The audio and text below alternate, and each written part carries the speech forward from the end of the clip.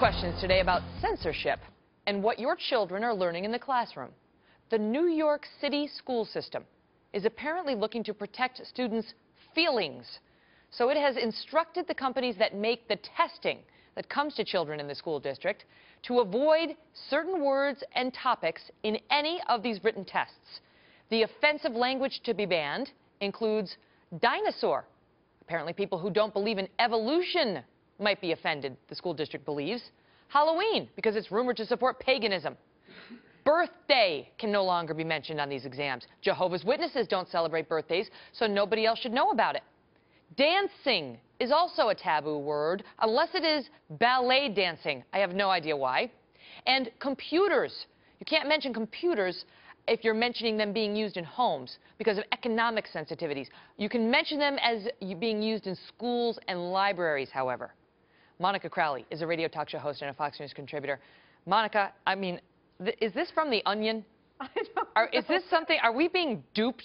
I wish There's it were. a statement from the Department of Education here in New York that backs it up, so I guess it's real. I wish it were The Onion, Megyn, because then we could have a good laugh and say how absurd this is. But unfortunately, it does look like it's an official Department of Education mandate from the New York City Department of Education saying that you cannot use these words on tests citywide anywhere in the public school system. Because it's a distraction, because of sensitivities.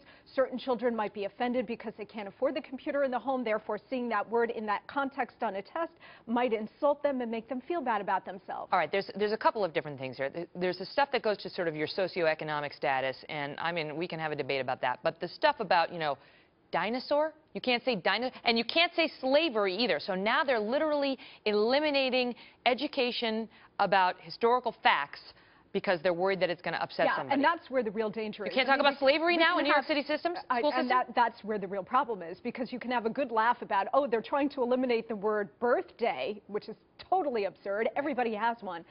Versus taking words like dinosaur out, or as you say, slavery out.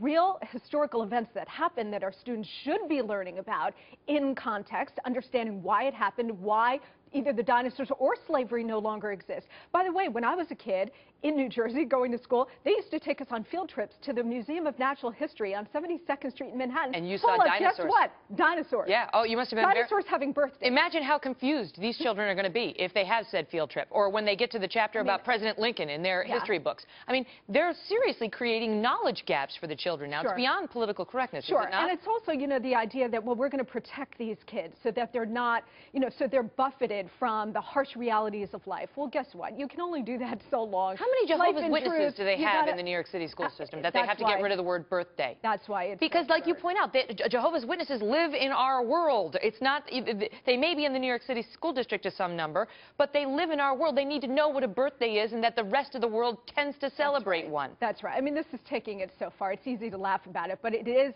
getting dangerous because it's getting to the point where the state, through the citywide school districts, are making this as a mandate. And, you know, the other thing that really bothers me about this, Megyn, we have seen over the last year and a half, certainly since the Occupy Wall Street movement started a couple of months ago, you've seen this conversation about economic inequality. And it's one thing to have a political discussion about that in the presidential campaign and so on, but when it starts seeping into young kids and the curriculum in citywide school districts and systems, that's when you know you've got a real problem. Because they caution against mentioning luxuries of any type, not to mention homelessness.